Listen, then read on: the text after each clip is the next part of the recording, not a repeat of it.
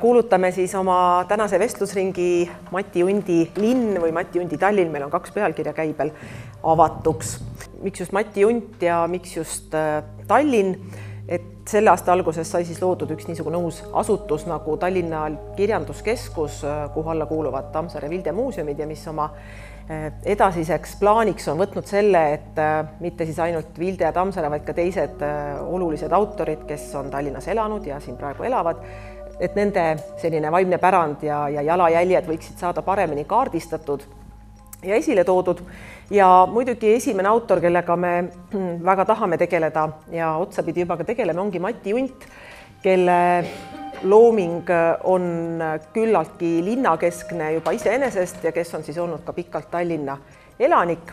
Ja mul on väga hea meel, et Mati Undist, linnaruumist, Tallinnast, kõigest sellest on nõus tänaseks tulnud siia rääkima kirjanik Mihkel Mutt ja arhitekt Vilen Künnapuu. Oleme Mati Undiga olnud lähedased inimesed ja aga me oleme kirjanikuna ühtpidi sarnased, teistpidi jälle mitte üldse sarnased. Mati Unt oli kultuur, vaimsus ja see on seda imelikum, et ta oli ju maapoiss. Mina vastupidi olin linnapoiss ja Mati Unt kogu aeg pilkas mind, et väike Mihkel, sind huvitab elu, sa tahad urgastes käia, sa tahad igal pool, niimoodi. Tema oli vastupidi. Aga see on jälle vastuolu. Mati Undil ta armastas seenel käia. Miks ta seenel armastas käia? Ma ei elu sees tahtnud seenel käia. Jahilunti käinud kordagi minu teada ja kalal käimisest ka mitte. Ma ei saa sellest mööda, sest tuleb ikka alustada kõige suuremates struktuurides. Kogu Eesti intelligents jaguneb 2 selle järgi. Ja peaaegu võrdselt. Ühed on pärit 3., 4. põlve vaimuaristokraatide keskkonnast, teised on 1. põlve talulapsed. Ühele poole kuuluvad siis Ehin, Paul-Erik Rummo, Juhan Viiding ja veel teisele pool Viivi Luik, Hando Runnel, Mati Unt ja kuidagi moodi ei saa öelda, et ühed oleksid kaugemale jõudnud või rohkem urbanistlikud. Ei, mingil ühel tasemel kõik kohtuvad ja Undi see maalt olek, sealt Vooremaalt, me oleme seal pärast ju käinud ja miks ta kunagi eriti sinna tagasi igatsenud, see on ju ka imelik. Tal elasid seal isa, ema ja ta vahel läks sinna, aga miks teda tõmbas isegi Tartu teda nii eriti ei tõmmanud? Tal olid Tartuga valusad mälestused, aga kuidas ta leidis oma keskkonna just nimelt Tallinnas ja ta sulas siia sisse nii loomulikult ja ta kirjeldas seda ja ta mõtestas seda ja võt ongi küsimus, kas rääkida Tallinnast Mati Undi loomingus, kuidas see tema lehekülgedel kajastub või mina rohkem, kui oleks mul paar tundi aega, ma räägiksin ja kirjutaksin Mati Unt kui osa Tallinnast. Aga tema ei olnud see tüüp, kes käiks niimoodi Agulis planeerimas või midagi vaatamas. Teda see ei huvitanud. Tema käis küll, aga ta käis 2 mõttes. Vahel ta ütles, et tuleb natuke aeg-ajalt liigutada, läks jalgsi Mustamäele. Seda juhtus ka, kui ta seal elas. Või siis ta käis tänaval mõtteis, ta töötas projektidega. Tema oli vaimu inimene, aga ta vaataks vastutulijaid tütarlapsi või vanaetesid või prükkareid, nagu mina vaatasin, seda temal ei esinenud, see teda ei elu teda selles mõttes ei huvitanud. Tema oli vaim, mina olin elu, tema oli vaim ja uskuge või mitte.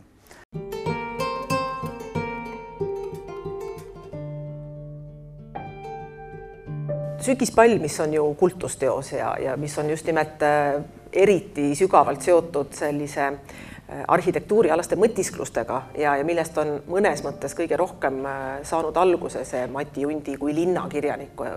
Ta ühesõnaga jäädvustas seal mingil määral selliseid mõtteid arhitektuurist, linnast. Kui palju see toetub sellistele omaaegsetele vestlustele, kui läbikäidi omavahel, kui palju see on realistlik, kas päriselt ka arutati, kas arhitekt Maurer Sügispallis on realistlik tegelane? Rääkimist oli palju, et seal oli oma niisugune ring kunstnikke, arhitekte, kirjanikke, Mihkel, eks ole, Mati, Viidingu Juss, siis Tolts, Keskküla, mina, Laapin, Kaaljundi veel seal, eks ole, Padrik.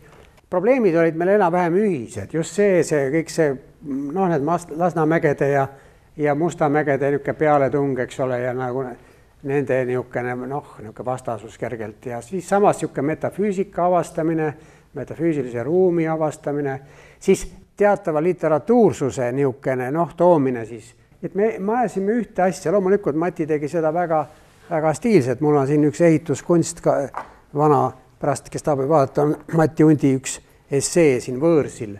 Me elasime muuseas lähestikku Mustamäel, seal päris lähestikku oli, mina olin, siis Mati oli, siis Lembit Ulsak oli seal samas kohe, siis Mägi elas, Tõnis elas seal samas. Sina olid kuskil? Mina elasin Sõpruse ja Vilde.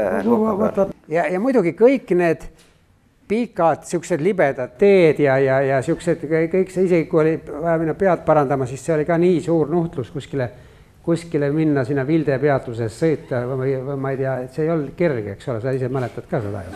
Sa ütlesid, et Mati ei palju ei armastanud, ütleme seal kuskil Agulis käia, aga tegelikult kõik see kalamaja ja see värk oli väga, no Tolts oli just see, kes neid teadis kõiki need urkad seal ja seal sai palju käidud ja muidugi Viidingu just oli ka kõva käia, kõva jalutaja ja me vahel kõik koos seda tegime, vahel eraldi. See võib ka muidugi olla, et selleks ajaks, kui mina Matiga tuttavaks sain, olite teie juba kõik urkad ära avastanud. Võib-olla tõesti, ma olin faasivara maas. Kõik kohad olid juba läbi käidud. Tulidki natuke hiljem, aga sa sulandasid ju päris hästi oma värgiga sinna sellesse liikumisse sisse. Nii et... Kas mu mälu veab nüüd alt, aga no, mina tutvusin tõesti Matiga, kuigi juba Tartus ülikoolis, aga ma Tallinna tulin 76 või 7. Hea küll, aga esimesi jutte, mis mul on meeles, ta rääkis mulle, et ta on üks tuttav nimega Vilen Künnapuu ja tema on arhitekt ja aeg-ajalt see Vilen Künnapuu võtab auto ja nad koos sõidavad Matiga siis nende majade juurest mööda, mille see Vilen Künnapuu on projekteerinud ja siis nad arutavad seda. Siis ütle, kas see on legend või see ei ole niimoodi? No neid maju tollal ei olnud nii palju, ja ma ei tea, kus need autodki olid, aga no mina rohkem mäletan Matit oma suure portfeliga, mis oli raamatut täis ja seal kuskil ristmiku peal ta seisis seal natuke niheles ja tal oli miskipärast alati hunnik neid mingeid raamatud, mida ta luges või töötas läbi või siis kukkus, ta istus seal paar-kolm tundi seal lõunast alates, eks ole, siis joosis Silvi, Mati, mis sul oli? 8 segu, 1 praad, 1 supp. Mati maksis oma 8 segu ära, silm ka ei pilkunudki, ta kandis ikka väga hästi. ja siis võttis oma suure portfeli ja läks jälle kuskile.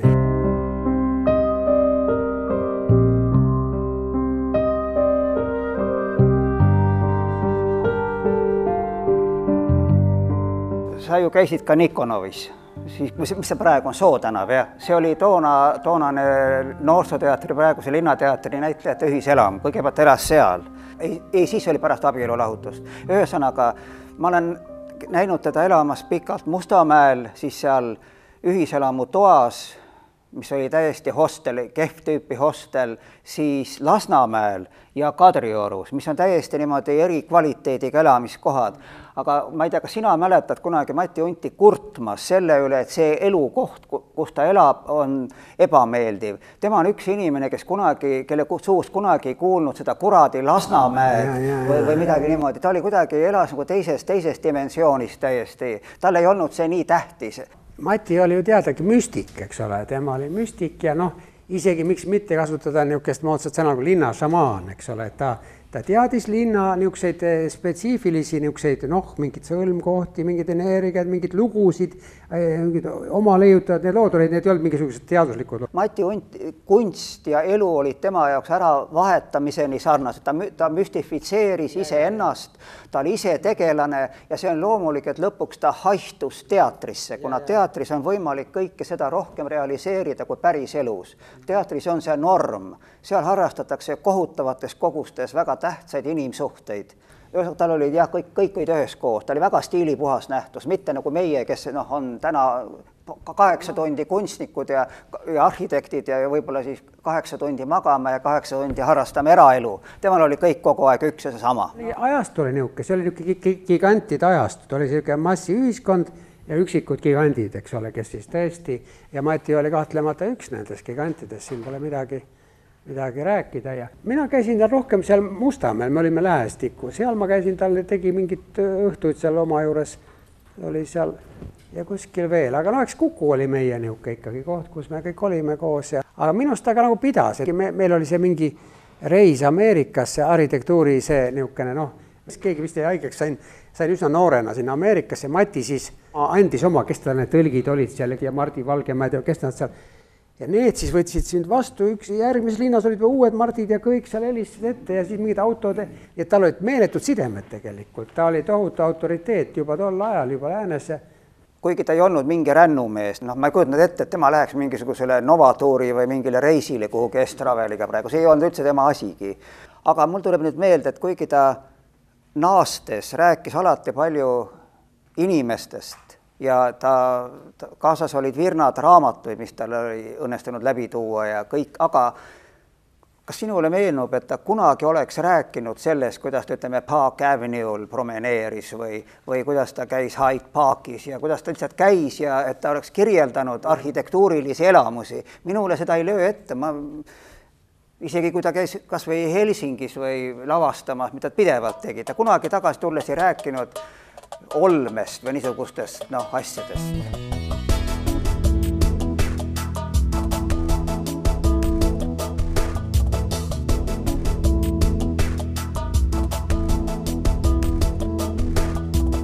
Tegelikult oli Mati selle aja, kuidas öelda, niisugune kuningas ja see uus värk tal, ega need Hyde Parkid ja ta ei tahtki sinna, tema ütles ju nii, et parem olla külas esimene kui linnas viimane, et ta ei kippunud üldse ise sinna kuskile nendesse metropolidesse ja mul tuli meelde üks asi, mis on väga isegi ebatüüpiline, et kui see oli see suur, mis ta oli see Toompeal see loomeliitude mingi pleenum oli ja. Et peaks sõna võtma, aga ma nagu ei tead, millest rääkides, ma rääksin ikka kõrgemale kuskile rõdude peale ära. Ja siis lõpuks ma ei viitsinud lõpuni olla, ma tulin ära ja läksin Kukusse. Kukk oli, kõik olid veel seal, eks ole, Kukk oli tühi, ainult Mati istus üsna sünge näoga, viinaklaas oli ees ja siis ta vaatas mulle, kuule ka sina ometigi seal ei käinud. Ma siin käisin küll, ma tulin varem ära, nii et ta kuidagi nagu aimas ette, et mingi uus aeg on tulemas ja see ei ole enam tema aeg, tulevad uued tüübid, uued värgid, et tegelikult talle see aeg, ta oli nagu kalavees, eks me kõik olime selles ajas ikkagi, see uude üleminek ei olnudki nii lihtne, mõnedel see isegi ei õnnestunud. Oota, mine nüüd, me kaldume täiesti teemast kõrvale, Mati oli ikka üks neist, kes leidis jalad otse kohe ka uuel ajal ära unustada. Tema kui teatrilavastaja on kinnistunud Eesti teadvusse valdavalt sellega, mis ta lavastas 90-ndatel ja 2000 aastate alguses. See oli tema triumfi aeg. Ära unusta, millal Mati üldse lavastama hakkas, 80 või 80 alguses, 70. Aga me räägime kirjanikust praegu. Jaa, aga kui rääkida Matist nüüd linnaruumis, siis jah, sa ütlesid, et ta käis portfelliga, oli ju, tal oli spetsiifiline kõnnak ja niimoodi ja pilk ja seda on öelnud mõned teisedki inimesed, et kui keegi on lahkunud maa pealt, pole ju suurt vahet, kas ta on sõitnud Ameerikasse või paradiisi või põrgusse. Ja vahel on ikka see tunne, et kui ma sealt Loomingu juurest Vanaposti tänavat tulen, mul on tunne, et Mati Unt nüüd keerab nurga tagant välja. Ja just sealt poolt, et need sipelgarajad, nagu tal olid, läks ta siis sinna Noorsooteatrisse või tuli Draamateatrist, aga ta käis seal ja ma ikka vahel mõtlen, et teine on Pan Kurtna muidugi ka, kes kogu aeg tunneb, et nüüd ta keerab sealt välja. Üldse ei ehmataks, et olid ära vahepeal, aga kus sa ära olid, ükskõik.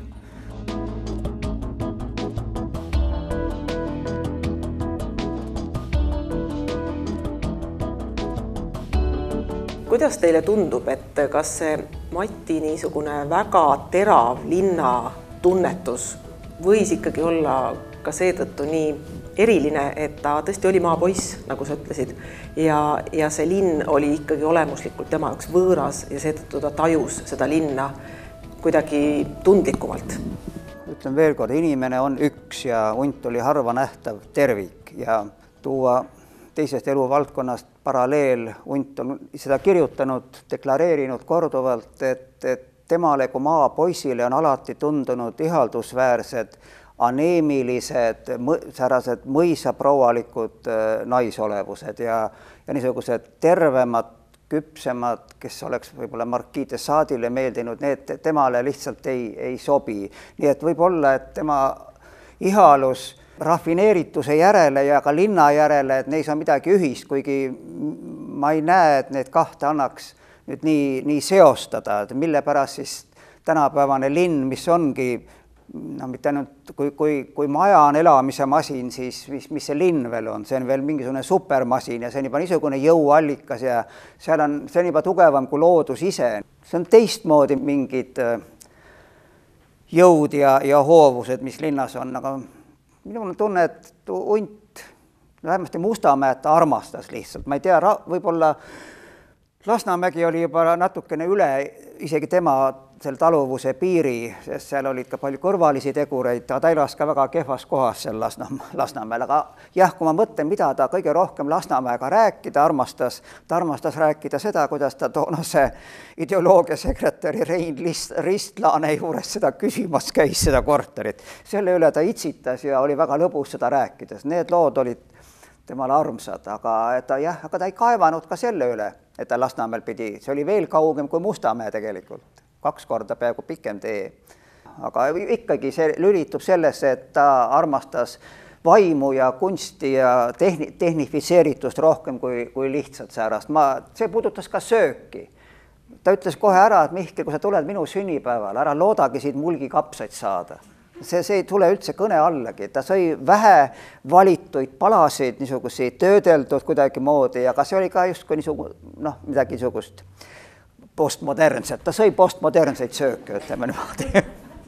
Ja tegelikult see on hea sõna, tema oligi niisugune postmodernist, ütleme siis tõesti, ta oli stiihiline. Kujundid, asjad, kõike üks niisugune linnalikkus, aga see maapoisi selline sensitiivsus, et ta tõi selle linna ja sellega ta oskas seda linna ka avada paremini.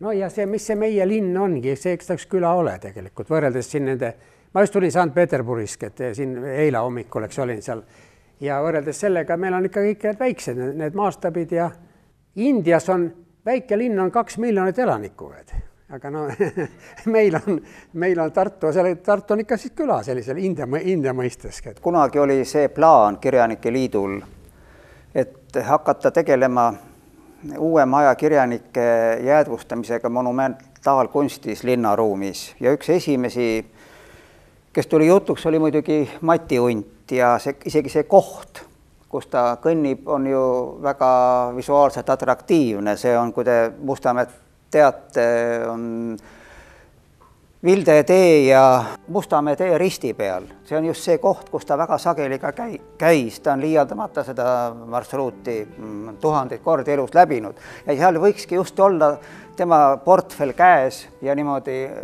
matkata seal. See jäi kõrvale, kas olid linnavalitsusega mingid probleemid või raha ei olnud, ei tea. Aga nüüd, kui ma mõtlen ja just tema Mati nende sipelgaradadega, kuidas ta Draamateatrist tuli ja läks Kirjanike Liitu või Linnateatrisse, et vaat see koht, kus praegu on see korstnapühkija. Et see korstnapühkija, kellel on, eks ole, nagu jääb ikka mulje, et tal on see mütsis, on siin üks tonn, mis on ta niimoodi maadligi litsunud. Ja vaat see koht on ka, kuhu tegelikult hundiskulptuur väga hästi sobiks. Sest see on see koht, kus ta tuli kogu aeg. Vanasti oli seal ju Ararati väga tuntud ja kultuuriliselt oluline, mis ta oli, no napsikoht, napsitamise koht oli seal. Pole ju mingi saladus, et kogu viimane ajastu ainult tendeerib visuaalsuse poole. Ja linnaruumis skulptuur, see on ainuke võimalus varsti, kuidas saab inimestele natukenegi ajalugu kätte tuua. Ikka hakatakse vaatama, et kes see pronksmees seal on või mingi muu asi. Ja kui näed, on kirjanik, siis isegi idioodile hakkab natukene midagi, jääb ju mällu, on ju niimoodi. Nii et seda võimalust ei tohi käest lasta ja tuleb panna püsti ausambad õigetele vajalikele inimestele. Jumala õige. Aga muidugi ega idioote ei saa alahinnata, need on veel eriti veened. Vaata, isegi ühe romaani pealkiri oli idioot kunagi. Aga see selleks. Aga ma hakkasin praegu mõtlema, et kuhu võiks selle hundile siis teha selle monumendi. Talle peab midagi väga erilist tegema. See sama korstnapühkija idee on hea, ega sellepärast ei ole vaja see korstnapühkija maha lammutada. Aga see võib panna kuhugi mujale. Ei, las ta olla seal. Katlamaja ette kuhugi. Jälle see on mingi, vaata, siin tekitatakse mingisugune, oi, et see on nüüd paha ja teine on paha ja Kalevipoeg on paha. Väljamaalased pildistavad ennast, nad nii armastavad kõiki neid asju. Meil on nii, et me tekitame ise mingisugused, oi, kui paha on, ma ei tea, mis asi, mingisugune vabadussammas või veel inimesed tulevad, mingid jaapanlased, kui vaatavad, ohoo, näe, Vabadussammas, teeme pilti ka ja et see on kõik, vaata, need kokkulepped on karmid asjad, tekitatakse mingisugused, need on nagu mingid tangid kohe. Väiksed ühiskonnad loovad oma mingisuguse vangla mingitest asjadest, mis on hea, mis on halb, aga tegelikult see tuleks õhku lasta, et need asjad või pidevalt jälle mitte seda, sest see vangistab selline mingite eelarvamuste niuke. Mul on sellega väga raske nõustuda. Kuidas on selle asja nimi? Kui ahvitakse järele odavate vahenditega midagi, mis on justkui väga vana, väga väärtuslik. See on üks 4-täheline sõna ja selle nimi on kitsch. No mis see kitsch on väga hea sõna? See ongi see, ma lähen marru, kui ma näen neid välismaalasi selle korstnapühja juures ja kõik räägivad, et see on siin juba 300 aastat olnud ja ma hakkan talle ütlema, et kuule, et sa silitad praegu seda, see on kõige ehtsam kitsch. Kuigi muidugi oleneb vaatepunktist, jumala vaatepunktist, nagu sa tead, on kõik kitšimeistrid on. Sina lähed vihaseks ja mina ei lähegi, et ma olen kuidagi olen juba suurt kõrgemalt, ma vaatan. Miks minna vaatama õigeid püramiide? Lähme siis vaatame neid kusagil, ma ei tea, kus nad on papist järele tehtud. Kallis Mihkel, tead, mina vaatan maailma suure huviga, kas ta on võlts või mitte võlts, kus mina täpselt tean. Ma vaatan suu ammuli, sest maailm on nii pöörane, ta on nii fantastiline ja ta on väljaspool mind. Ma vaatan ilma ma vaatan, see on niisugune, see on niisugune, aga mitte, et kuskil mulle pannakse pähe, see on hea, see on paha, see on see, tšortuga, et ma olen vaba. Ma olen 100% sinuga nõus, loomulikult on tore, et on ehtne, et on kitsch ja tore on vaadata ka sind. Mina vaatan sind jälle ja keegi vaatab mind.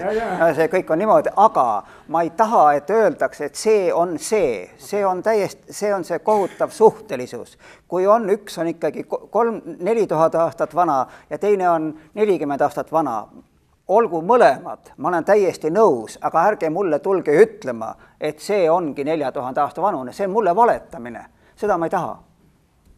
4000 aastat on nii lühike aeg, et siis sellest ei tasu üldse rääkidagi.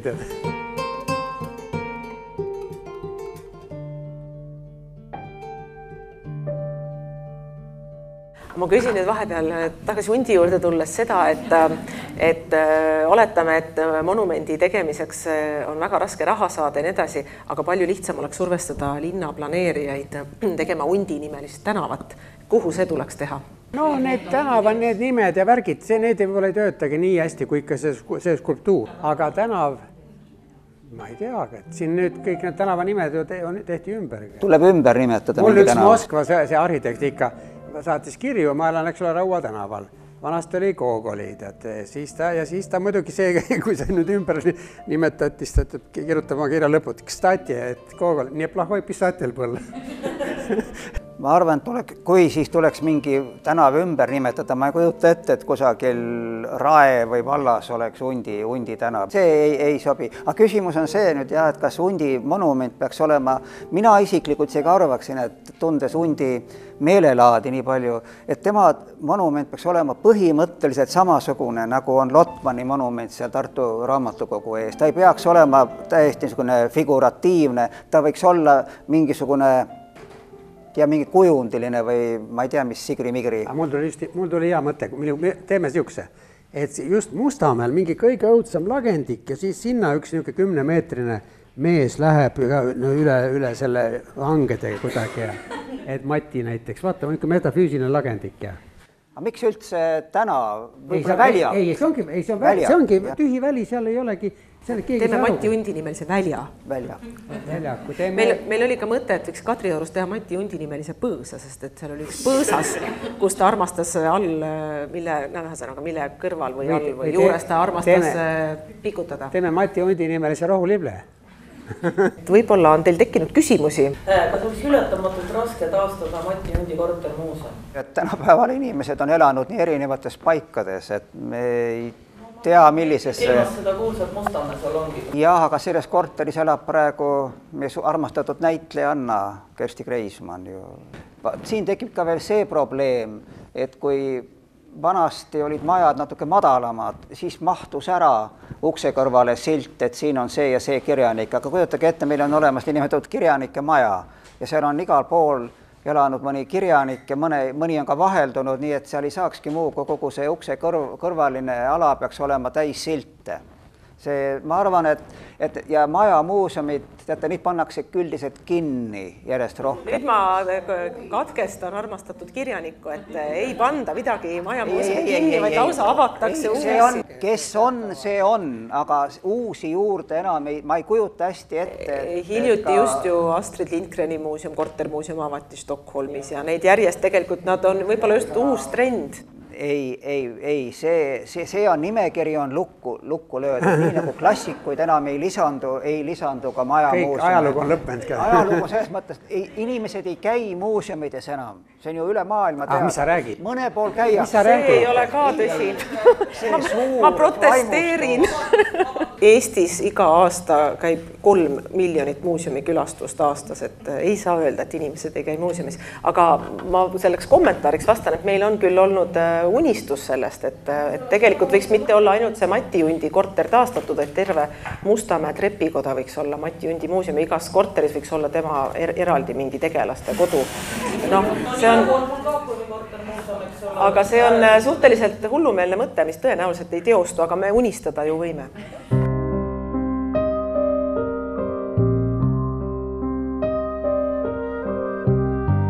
Mati suurus ei ole minu meelest isegi veel kuidagi päris avastatud, et ta oli nii võimas tegelane, ta oskas seda ruumiga ümber käia, ta oskas hinnanguid anda, nagu sõltumatud hinnanguid, mitte nii, et mingi väikse grupi seisukohast, et meile meeldivad see, aga ta vaatas asja kõrgemalt. Ta vaatas kõike, isegi kui me oma vahel seal tollis keskel, me olime niisugused nooremad ja natuke niisugused, eks ole, võib-olla ei olnud veel nii targadki, aga ta oli sügavat mingisugust niisugust maamehe tarkust ja ta on ühesõnaga vägev vend, midagi ei saa öelda, et see kõik kokku. Seda on raske öelda, et Mati Jundi mingi linnaehitus või tema seda on raske lahutada, see kõik ongi üks mingisugune, see on see kunstimüsteerium, et ta valdas mingit müsteeriumit, mingisugust, mis olid ainult temal omane, et sellele on raske isegi mingit nime panna või teaduslikult analüüsida. Seda võib ka niimoodi lihtsalt kokku võtta, et tegemist oli, mis asi see on, mitte polüglott on, kes palju keeli oskab, aga Unt oli üks väheseid inimesi, kes oli kodus väga erinevates kunstides. Ta ju tahtis saada kujutavast kunstnikuks algul. Ja kes on näinud tema illustratsioone tipa-tapas, seal on olemas kindlalt eeldus saada heaks maalikunstnikuks. Tal oli lapsest peale see teatri armastus veres, pidevalt ümber teiste hoiakute võtmine ja muidugi see kirjanduse sõna sees erakordne olemine. Ja ta armastas ju ka muusikat, kuigi ta viisi ei pidanud, aga minu teada ta oskas isegi näitlejatele ette laulda. Nii et ta oli harva nähtav, kuidas öelda, kombain ja säärase sünnib tõesti harva ja ta sünteesis kõike seda. Jälle uued põlvkonnad otsivad jälle midagi välja, mida eelmised jälle ei tee ja et selles mõttes ei kao kuskile, ega meil nii palju ka, see Oskar Lutsu Kevade pole kuskile kadunud, eks ole. Kardan, et me nüüd peame vist lõpetama, lahkume siit siis üleskutsega lugeda head kirjandust. Aitäh!